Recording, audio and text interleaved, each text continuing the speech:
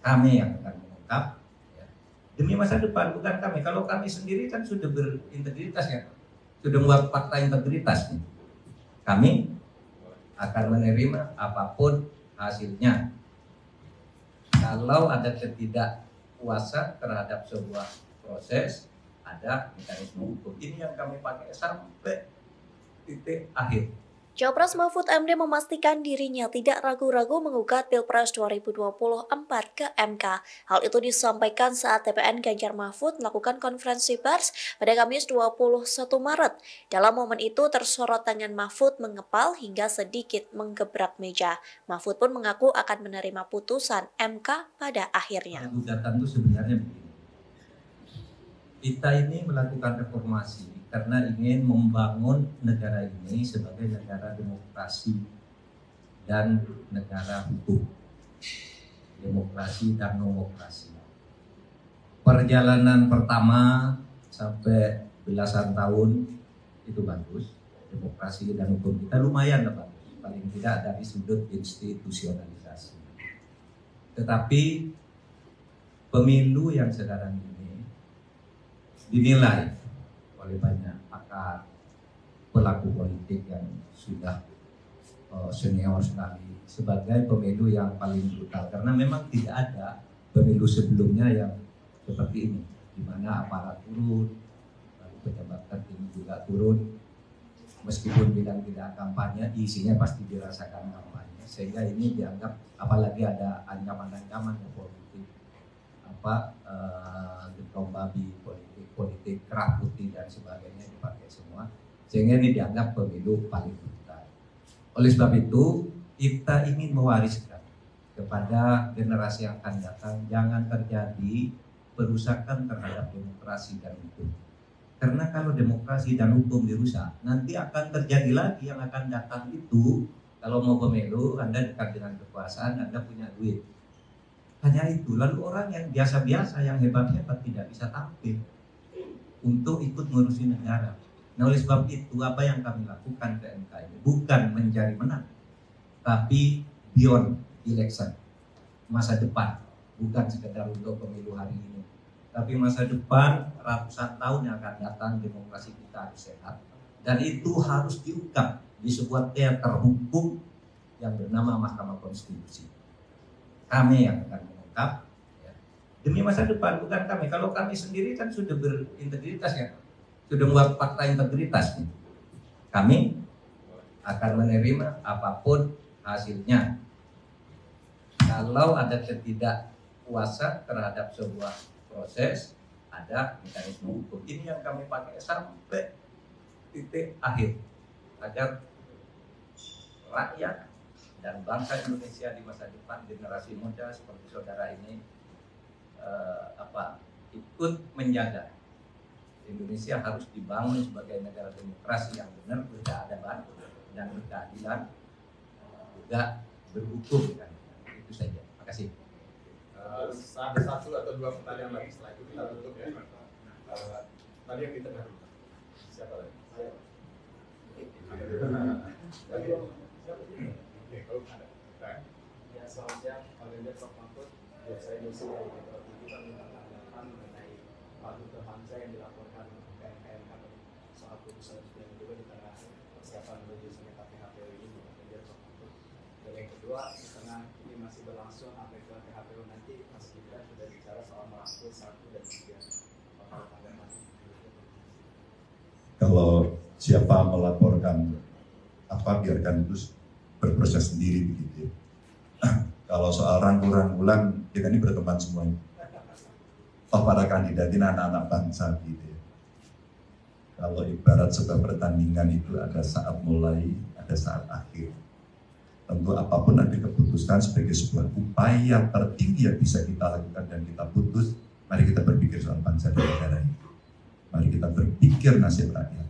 Mari kita berpikir bahwa ekonomi ke depan menghadapi tantangan yang berat. Berita yang disiarkan kawan-kawan hari ini mulai sedia baru krisis. Jadi artinya kita juga mesti siap-siap ya. Bencana ada di banyak tempat, kita mesti merespon. Jangan kita terlena hanya urusan ini. Jadi soal rangkul-merangkul kita pasti harus menjadi kekuatan anak bangsa untuk membangun negeri ini dimanapun berada. Pasti kami akan bisa berkomunikasi. Kita kenal semua apa ya Prof? Teman baik, teman lama. Terakhir kalau ada, cukup?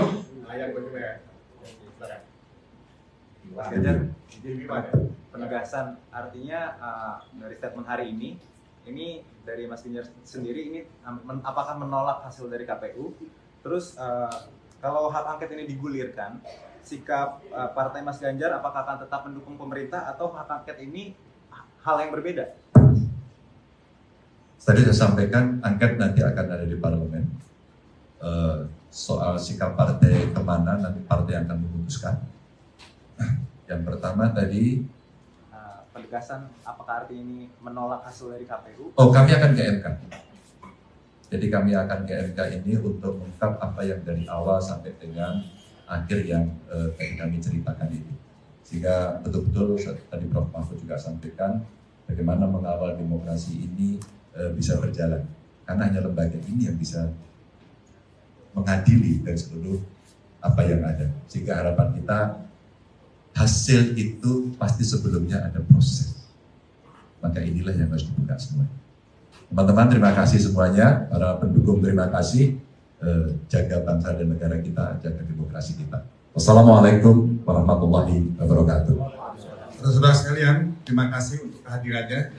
Tadi Pak Ganjar sudah mengatakan bahwa demokrasi yang kita hadapi sekarang ini adalah demokrasi yang menurut banyak penilaian, termasuk dari luar negeri, juga dianggap bermasalah. Pak Mahfud juga mengatakan dibandingkan dengan pemilu sebelumnya, ini demokrasi yang banyak sekali masalah. Tidak sama dengan pemilu sebelumnya.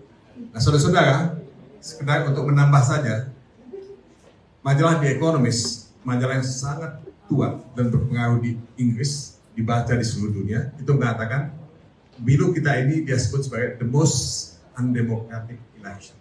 Ini menurut majalah The Economist. Ya. Nah, The New York Times itu baru memuat satu tulisan dari Margaret Scott. Margaret Scott ini adalah dosen di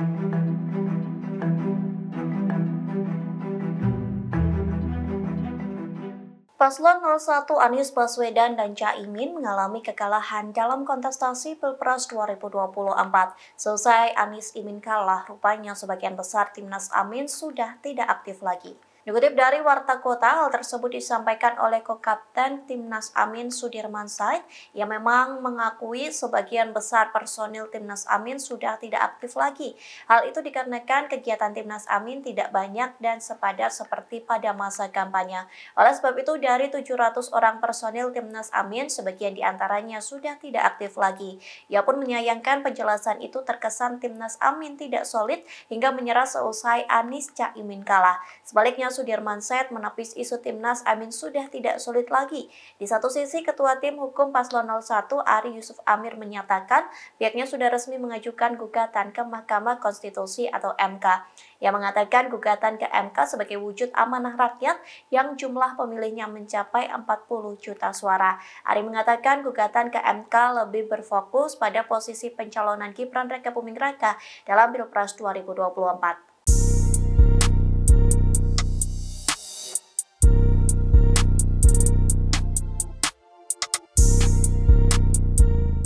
Ketua Nasdem Surya Paloh lebih memilih Ahmad Saroni untuk maju dalam Pilkada DKI Jakarta 2024. Padahal sebelumnya Nasdem sempat menyodorkan nama Anies Baswedan dalam kontestasi tersebut. Lantas inilah alasan Surya Paloh lebih memilih Ahmad Saroni dibanding Anies Baswedan. Dikutip dari Kompas.com, alasan itu disampaikan oleh Ketua DPP Nasdem Willy Aditya yang mengatakan maju tidaknya Ahmad Saroni di Pilkada DKI Jakarta 2024 tergantung dirinya sendiri. Nasdem sendiri mengaku telah berkomunikasi dengan PKS dan PKB terkait calon yang akan diajukan. Selain Ahmad Saroni, Willy juga menyebut nama Ketua Fraksi Nasdem DPRD DKI Jakarta yakni Wibi Andrino. Sementara diketahui sebelumnya Surya Paloh lebih mendukung Ahmad Saroni untuk maju dalam Pilkada DKI Jakarta 2024. Hal itu dikatakan Surya Paloh dalam konferensi persnya Menyikapi hasil pemilu 2024 di Nasdem Tower Jakarta Pusat pada Rabu 20 Maret petang, awak media sempat bertanya soal pilihan Nasdem dengan menyodorkan nama Anies Baswedan dan Ahmad Saroni. Namun rupanya Surya Paloh lebih memilih Saroni sembari tersenyum ke awak media. Dari PDI sudah ada yang calon selamat, Mas? Sudah banyak. Siapa Dari aja? zaman quick count dulu udah banyak. Itu dari petinggi partai atau hanya sekedar kader? Tinggi partai, kader, wali kota, bupati. Cawapres terpilih Gibran Rakabuming Raka mengungkap dirinya telah mendapat ucapan selamat dari beberapa kader elit PDIP, namun Wali Kota Solo itu mengatakan elit PDIP memberikan ucapan selamat dengan malu-malu. Dikutip dari Tribun Solo, hal tersebut disampaikan Gibran saat ditemui di kantornya pada Kamis 21 Maret. Ia mengaku sudah mendapat banyak ucapan selamat sejak hitung cepat atau quick count versi dari KPU. Tidak main-main, yang memberikan ucapan selamat pun berasal dari para petinggi partai, termasuk para kader yang menjabat sebagai wali kota, bupati, hingga anggota DPR RI. Bahkan Gibran mengatakan kader elit PDIP turut memberikan ucapan selamat. Hanya saja ucapan selamat itu disampaikan dengan malu-malu. Saat disodorkan nama Ketua DPR Puan Maharani, Gibran mengaku belum mendapat pesan ataupun ucapan selamat. Namun putra sulung Presiden Joko Widodo ini enggan menyebutkan nama-nama kader PDIP yang telah memberikan ucapan selamat. Terlebih Gibran mengaku masih berhubungan baik dengan partai yang mengusungnya saat ia menjadi wali kota Solo tersebut.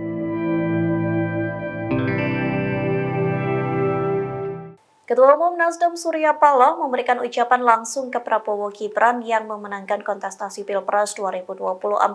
Sementara PKS dan PKB memberikan respon yang berbeda terkait ucapan selamat dari Surya Paloh ke Prabowo. Dikutip dari tribunnews.com, PKS menyatakan pihaknya menghormati sikap Nasdem. Hal itu disampaikan oleh juru bicara DPP PKS Muhammad Iqbal yang mengatakan PKS tak mempermasalahkan ucapan selamat yang dilayangkan Surya Paloh ke Prabowo. Menurutnya setiap partai politik memiliki sikap yang tidak bisa diintervensi pihak lain. Sementara PKB turut menanggapi kemenangan Prabowo Gibran yang menang dengan 96 juta suara. PKB menyatakan pihaknya turut menggugat hasil Pilpres 2024 ke Mahkamah Konstitusi atau MK. Hal tersebut pun disampaikan oleh Ketum PKB Muhaimin Iskandar atau Caimin.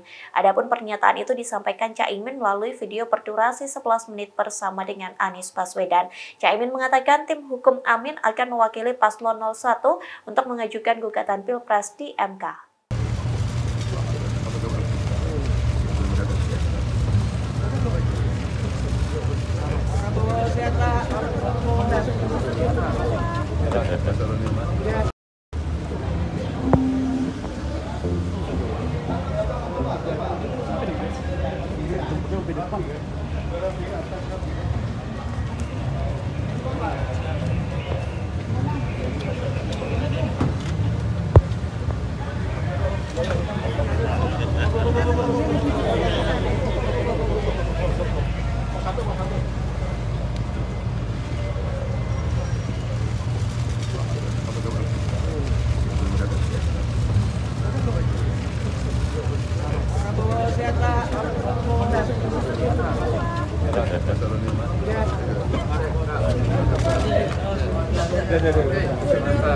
Bapak, dalam rangka apa nih Pak kunjungannya Pak?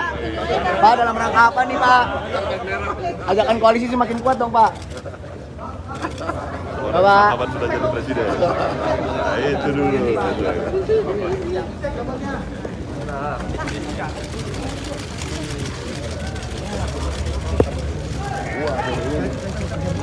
Rame banget. Awas, Bapak.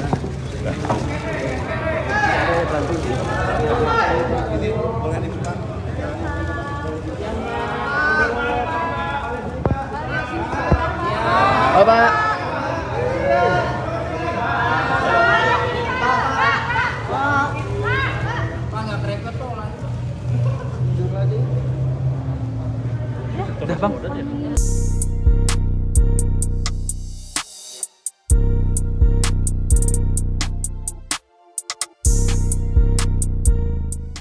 P3 menjadi bahan gunjingan saat partai tersebut gagal lolos ke parlemen. Momen itu tercipta saat Presiden Joko Widodo dan para Menteri Kabinet Indonesia Maju melaporkan surat pemberitahuan atau SPT pajak di Istana Negara pada Jumat 22 Maret. saat Menteri Investasi Bahlil Lahadalia menyindir P3, Jokowi dan para menterinya spontan tertawa. Dikutip dari Kompas.com, momen itu terjadi seusai Presiden dan para menteri saling beramah tamah. Mereka menyempatkan foto bersama seusai melaporkan SPT pajak. Kemudian Menteri Bahlil melontarkan candaan soal pembayaran pajak. Namun candaan itu dikaitkan dengan pemilihan umum. Saat itu Bahlil menyindir Menteri Pariwisata dan Perekonomian Sandiaga Uno. Terlebih Sandiaga Uno juga merupakan Ketua Badan Pemenangan Pemilu dari P3. Sementara diketahui sendiri P3 menjadi salah satu partai yang tak lolos ambang batas parlemen 4%. Bahlil menyatakan ke Presiden Joko Widodo bahwa sebenarnya Sandiaga akan membayar pajak dalam jumlah lebih. Hanya saja menurut Bahlil hal itu urung dilakukan karena P3 belum lolos ke DPR Republik Indonesia berdasarkan hasil pemilu 2024. Mendengar candaan itu, Jokowi tak kuasa menahan tawa. Begitu pula beberapa menteri lainnya hingga Sri Mulyani memberikan isyarat tangan di depan mulut agar Bahlil berhati-hati bicara. Sementara Sandiaga Uno hanya tertawa tipis. Download Tribun X sekarang, menghadirkan lokal menjadi Indonesia.